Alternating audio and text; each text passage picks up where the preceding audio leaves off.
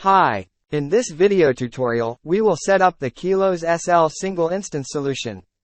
First, we need to create a security group for your instances. Go to AWS console and choose EC2. In the left sidebar, choose Security Groups under the Network and Security section. In the Security Groups page, click the Create Security Group button. Set the name and description of your security group.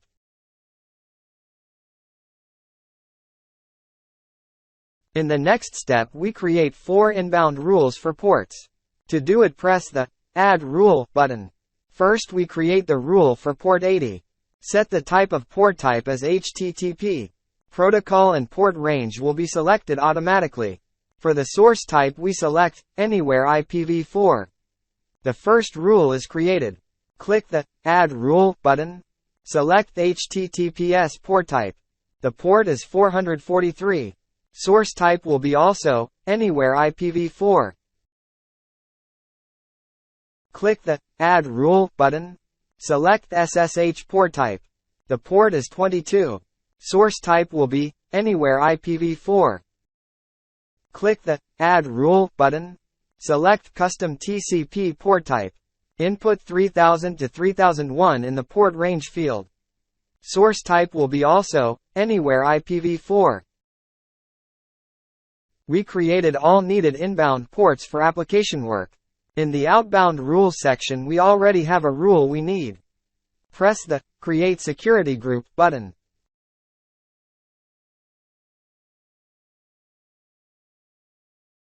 OK. Now we are ready to set up KiloSSL.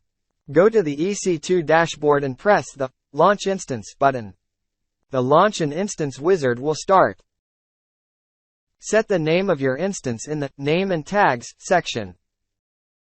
In the Application and OS Images section, type KiloSSL in the search input and press Enter. Choose AWS Marketplace AMOS and select KiloSSL Pro. Press Continue.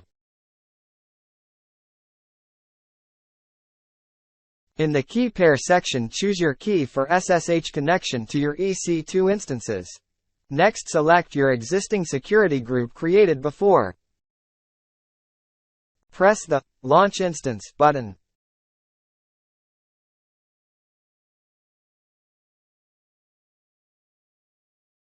We see that the instance is created. KiloSSL Setup Steps. Let's try to access the admin panel by using port 3001 for our instance.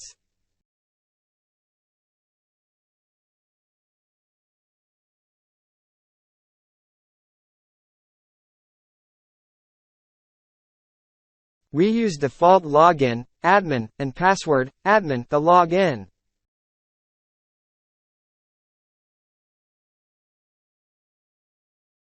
Now we must change the default login and password for this instance. This is mandatory and done for security purposes.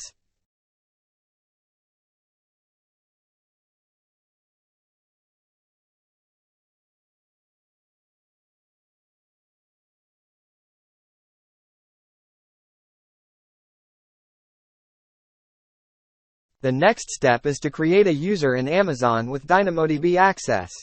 Let's go to IAM user service. Click the Create User button. Type username and press Next.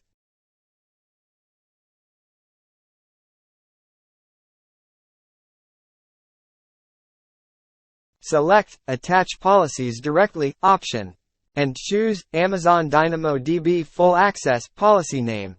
Press the Next button. Press the Create User button. Select Just Created User. Press the Security Credentials tab.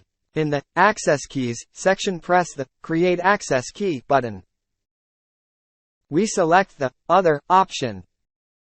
Press the Next button. Press Create Access Key. OK, now we have all needed data to set up AWS DynamoDB settings. Let's do it. AWS region is the region where your DynamoDB is located. For me, it is US West 1. Put AWS keys of our DynamoDB user. Access key. Secret access key. Specify table prefix.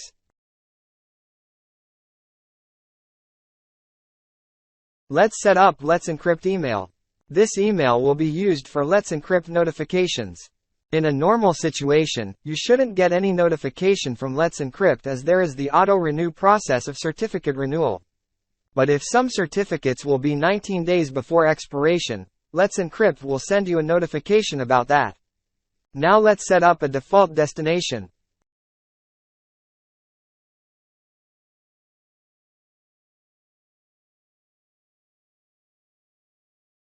Let's set up DNS records for our test purpose domain. First of all, we should create a static IP. Why can't we just use our instance IP? The problem is that this IP changes every time we restart the instance. So let's go to the Elastic IPs section. Press the Allocate Elastic IP Address button. Press the Allocate button. Select Associate Elastic IP Address in the Actions list. Select the instance and press Associate. Let's check our new IP.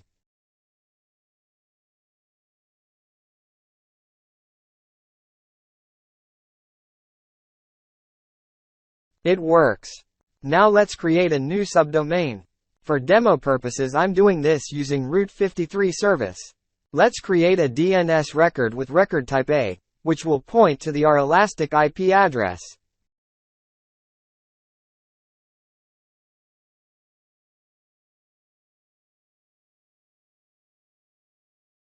I will verify that this domain proxies to the default destination URL which we set before.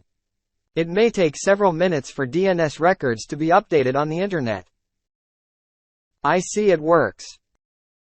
And now let's create the domain with SSL from our admin panel. First, I try to use the wrong domain value to see that the domain not attached error is shown.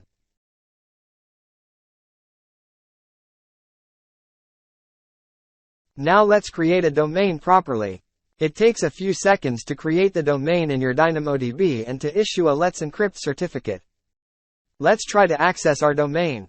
The load balancer will proxy requests to one of our instances. And it works. We can check that we have trusted connection, which uses Let's Encrypt certificate. Let's check how this domain and a related certificate are stored in DynamoDB.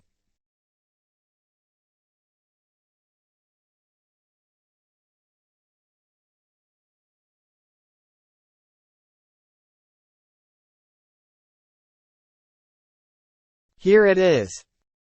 Our next step is to create a domain using API. I'm skipping the step of creating a DNS record for the second test purpose domain. I already did it, so it redirects to the default destination URL. I will use Postman to send an API request. I need the IP address of one of my EC2 instance to pass as a base URL. I need to create an API key on this instance which I will pass in the header.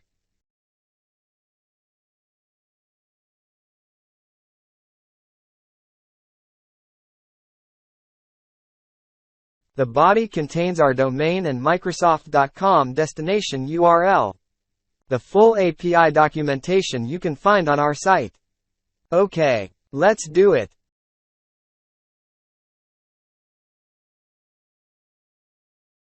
Let's try accessing this domain.